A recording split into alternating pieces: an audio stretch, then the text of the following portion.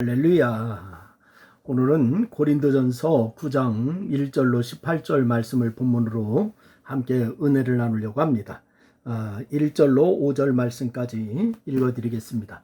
내가 자유인이 아니냐, 사도가 아니냐, 예수 우리 주를 보지 못하였느냐, 주 안에서 행한 나의 일이 너희가 아니냐, 다른 사람들에게는 내가 사도가 아닐지라도 너희에게는 사도니 나의 사도됨을 주 안에서 인친 것이 너희라.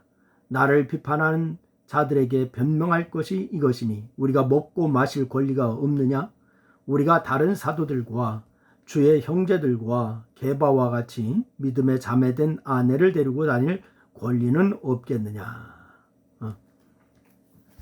18절까지지만은 1절로 5절 말씀까지 읽었습니다. 우리가 생각하기에 사도 바울이 세운 교회에는 이 바울을 대적하는 자들이 없을 것 같은데 의외로 바울을 비판하고 폄하하는 자들이 있었습니다. 오늘 보면 3절 말씀에도 바울을 비판하는 자들이 등장하는데 바로 이 3절에 보니까 나를 비판하는 자들에게 변명할 것이 이것이니 이렇게 얘기하고 있습니다. 비판하다라고 하는 단어는 엄밀히 조사하다라고 하는 뜻으로 바울을 비판하기 위해서 대적자들이 바울의 세세한 부분까지 조사했음을 우리가 알 수가 있는 그러한 대목입니다. 그러다가 다른 사도들이 교회로부터 생활에 필요한 것들을 공개받은 것과 달리 이 바울은 육체의 노동으로 직접 돈을 번다라고 하는 것을 알고서 이것을 또 문제 삼지요. 그래서 이 바울이 생계를 위해서 일을 하는 것이 그 스스로 자신이 사도가 아님을 증명하는 것이다 라고 하는 것을 비판하는 그런 것이었습니다. 그래서 바울은 이 한심스럽고 안타까운 비판에 대해서 아주 조목조목 반박하면서 자신의 사도권을 방어했습니다. 물론 바울이 적극적으로 대처한 것은 그 자신이 아닌 교회와 성도들을 위해서 불가피한 선택이었다라고 하는 것을 우리가 염두에 두어야 될 것입니다. 그런데 우리는 이 바울의 이 반박을 통해서 그가 가진 믿음과 믿음의 고백을 우리가 들을 수가 있는데 그 믿음의 고백이 여러분의 신앙에 큰 도전이 되기를 주의 이름으로 부탁을 드립니다. 첫째는 이 바울은 복음에 아무 장애가 없게 하려고 권한을 사용하지 않았다라고 얘기했습니다. 5절 말씀해 보니까 우리가 다른 사도들과 주의 형제들과 게바와 같이 믿음에 자매된 아내를 데리고 다닐 권리가 없겠느냐 이렇게 얘기했습니다. 당시 이 베드로를 포함하여 다른 사도들과 주의 형제들은 결혼하여서 가정이 있었습니다. 그래서 그들은 교회로부터 자신과 딸린 식소를 위해서 생활비를 받았기 때문에 별도의 직업을 갖고 있지 않았어요. 그래서 이 사역자들에 대해서 이 같은 교회의 공개는 당연한 것으로 받아들여졌는데 이 바울 역시 이를 사도들이 받아야 할 당연한 권리로 이해하고 있죠.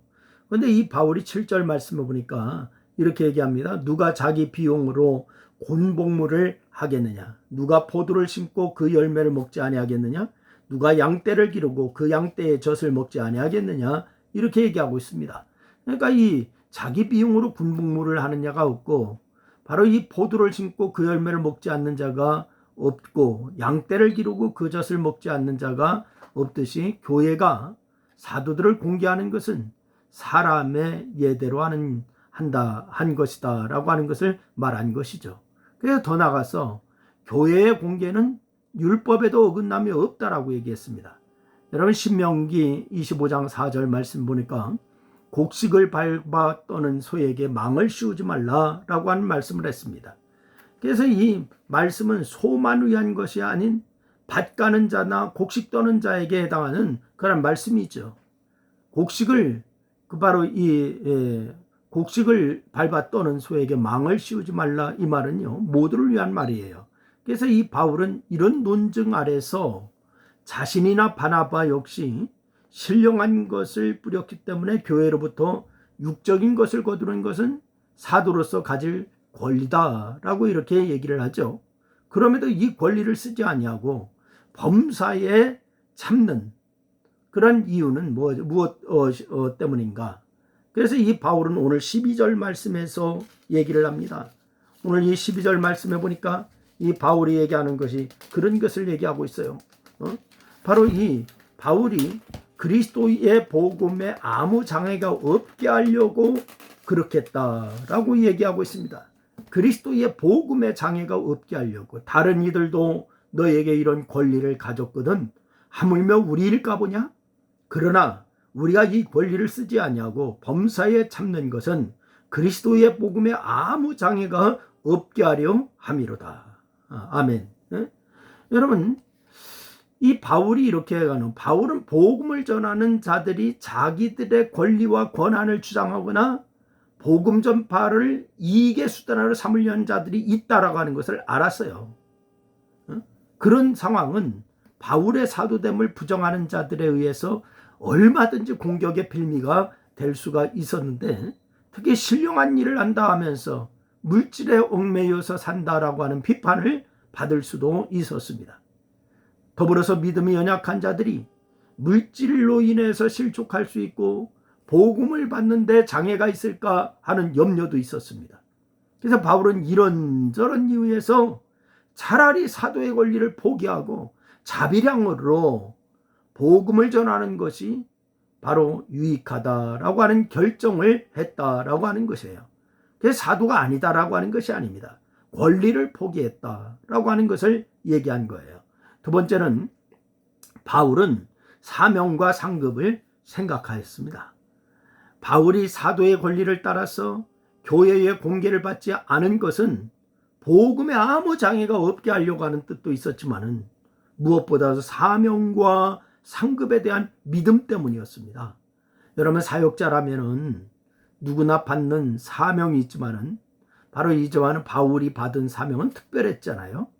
바울은 교회를 잔멸하는 죄인 중에 괴수로 살다가 다메섹 도상에서 예수님을 만났습니다. 그리고 구원을 받았습니다. 그 과정에서 하나님께서 자신을 구원하신 이유가 무엇인지 이걸 알게 됐어요. 하나님이 나를 왜 구원하셨는가? 다메섹 도상에서 주님은 왜 나를 만나주셨는가? 이것을 알았습니다. 그래서 사람들의 눈에 띄게 하여서 어둠에서 빛으로, 바로 사단의 권세에서 하나님께로 돌아오게 하는 일을 하라라고 자신을 택하시고 부르셨다라고 하는 것을 바울이 알게 된 것이죠. 그래서 바울은 오늘 16절 말씀에서 얘기합니다. 16절 말씀 하니까 내가 복음을 전할지라도 자랑할 것이 없으면 내가 부득불할 일임이라. 만일 복음을 전하지 아니하면 내게 화가 있을 것이로다. 이렇게 얘기하고 있습니다. 복음을 전하는 것을 사명이자 하나님께서 자신을 구원하신 이유로 알았으니까 정말 특별한 사명감을 가진 거예요. 그러니 바울에게 있어서 복음을 전하는 것은 그 누구를 위한 것이 아닌 자기 자신을 위한 것이었다라고 하는 것을 얘기하고 있습니다. 더 나아가서 바울이 하나님께서 자신이 행한 일에 대해서 상을 주실 것이다 라고 하는 것을 확신하고 있습니다. 하나님께서 복음을 전할 때 값없이 전하고 복음으로 말미암아 사도의 권리를 다 쓰지 아니한 것에 대해서 상급을 주실 것이다 라고 하는 것을 믿었다는 거잖아요. 여러분, 비록 일을 하면서 복음을 전하자니 얼마나 피곤했겠습니까? 공개를 받지 않으니 때로는 삶의 곤공함이, 공빗함이 있지 않았겠습니까? 그래서 이 상급을 기대하며 후회하지 않는다. 그래도 상급이 있다라고 하는 것을 기대한다는 거예요. 또한 늦게라도 사도의 권리를 주장하면서 삶의 무게를 줄이려고 하지 않았어요. 그런데 이렇게 오직 복음을 위해서, 하나님의 영광을 위해서 그렇게 살았던 바울을 향해서 교회의 공개를 받지 않는다면은 문제 삼았으니까 저들은 참 악한 자들이죠. 하지만 개의치 않았습니다. 주를 위해서, 주의 영광을 위해서 희생을 기쁨으로 감당하면서 살았던 바울을 보면서 우리는 정말 믿음의 삶에서 주만 바라보며 어떤 고난과 역경이 있다 할지라도 전진하며 하나님의 영광을 드러내는 믿음의 고백이 우리에게 있어야 될 줄로 믿습니다. 기도하겠습니다. 하나님 아버지, 고맙습니다.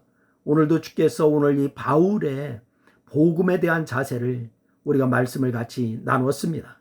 하나님, 우리에게도 확고한 복음의 열정이 있고 우리 그리스도인의 자세를 확고하게 가지는 저희들 되게 도와 주시옵소서. 함께 하신 주님 감사하며 예수님의 이름으로 기도했습니다. 아멘.